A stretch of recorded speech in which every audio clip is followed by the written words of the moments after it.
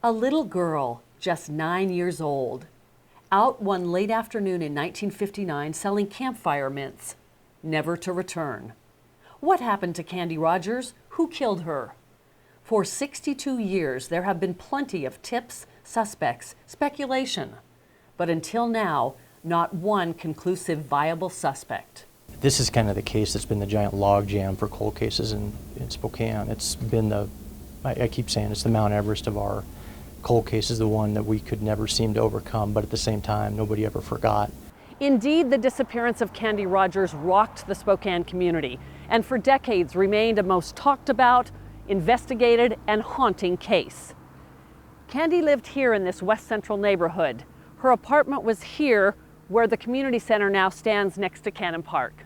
On the night Candy disappeared, and for an agonizing 16 days afterwards, an entire community would gather to search for her. They would find 6 boxes of campfire mints, but no little girl. The search included a helicopter from Fairchild Air Force Base that tragically crashed while looking for Candy. 3 airmen died, 2 survived. Just more than 2 weeks after Candy's disappearance, hunters found her shoes in a remote area some 7 miles from her home. The next day, at daybreak, Spokane police would find her body beneath pine needles and brush. Candy had been raped and strangled to death with a strip of her own clothing. It was the end of the search for the young girl, a 4th grader at Holmes Elementary, but it was the beginning of a search for her killer. A massive investigative effort involving multiple law enforcement agencies was underway. There were hundreds of tips from all over the country. Throughout the 1960s, 70s, 80s, 90s, and into 2000, numerous Spokane police detectives picked up Candy's case, but were never able to establish probable cause for an arrest on any of a number of suspects. Then, 2021, Sergeant Zach Storment of the Spokane Police Department submits a DNA sample from Candy's clothing, preserved for 6 decades, to a forensic genealogy lab and gets a list of 3 suspects, Spokane brothers, all now deceased. We are very fortunate that the detectives that came before us and everyone that handled that evidence did a good job preserving it so that we could be where we are today with it. While that well-preserved DNA produced 3 suspects, detectives still had much work to do. As advanced and as incredible as that science is, at the end of the day, it's still a tip. They give us names that are related to the sample. And in this case, it was very narrowed down. They did an incredible job getting it down to a small group. In that small group was John Ray Hoff, the only brother who had children. Hoff committed suicide when his 4 children were young. To further the investigation, Sergeant Storment would have to connect with Hoff's children 62 years after the murder. Daughter Kathy got the phone call from Sergeant Storment several months ago, relaying that he thought she might have information on a cold case murder that would be helpful. And while Kathy was sure she couldn't be of help, when told the murderer may be her father or one of her uncles, she submitted her own DNA. Testing showed Kathy's DNA was 2.9 million times more likely related to the suspect's DNA profile than the general population, bringing detectives closer to the killer. What's the public expect of a police department when we're not going to have court, when there's not going to be a judge or jury that decides this? I think the obligation on law enforcement is to achieve the highest level of certainty possible. So detectives went after that next level of certainty. They obtained a search warrant, exhumed Hoff's body, and tested his DNA. The results were astonishing. Hoff's DNA was 25 quintillion times more likely to match the DNA profile developed from Candy's clothing than DNA from any unrelated person chosen at random in the U.S. population. The testing was a one-on-one comparison of the DNA from Hoff's body and the DNA recovered from Candy all those years ago. Certainty starts to sink in for Hoff's daughter, who was just 9 years old when her dad took his life, the same age as Candy when she was killed. When you finally realized it was your dad, what went through your mind? Disbelief, but not that I didn't believe it, but it's just, it takes a while for it to like sink in. and anger, sadness. By that point, I had already looked up, someone that a little girl murdered in 1959, so I knew who it was. It's just really sad to find out that someone that, not even that just your dad, but just someone in your family could do something like that. And he committed suicide.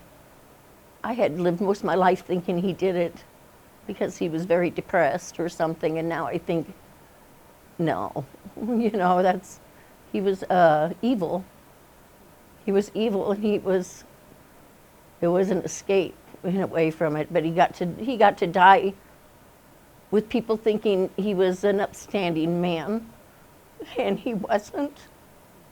While Sergeant Storment had the unenviable task of telling John Ray Hoff's children and wife Hoff was responsible for Candy's death, he also delivered the news to several of Candy's few living relatives that the murder case was solved. While the news was welcome in a bittersweet way, it also triggered emotions and memories that have been extremely difficult for Candy's cousin. I feel like Candy's loss was just a horrible loss. She was so cute.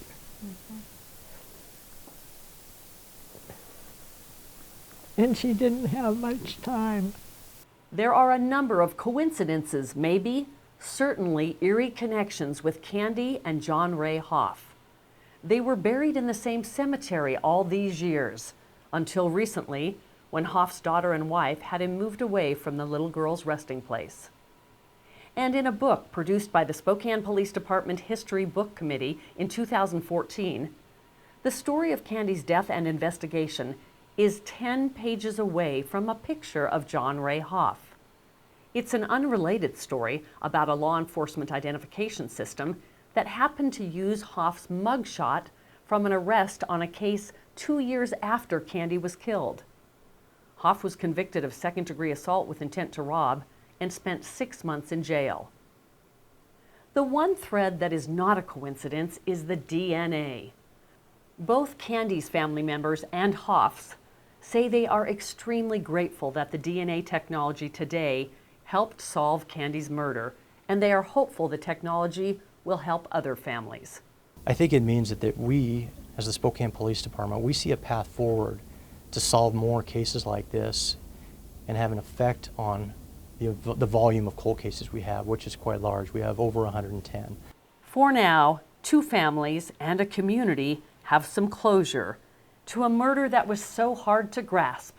Candy, the campfire girl, out selling candies on a March evening in 1959.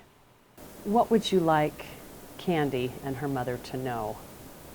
I'm very, very sorry for what my dad did, that he took her life horribly, and that he took her mom's life, really, took her dad's life.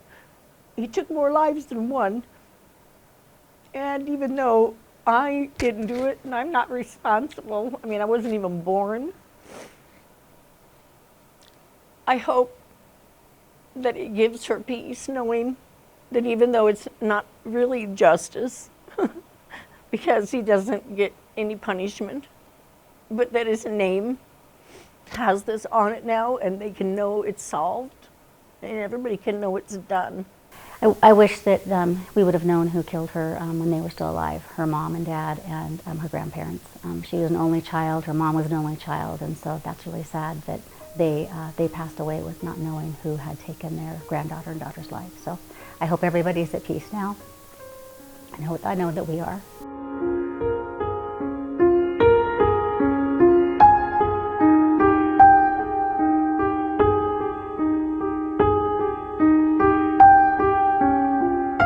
Julie Humphreys, Spokane Police Department.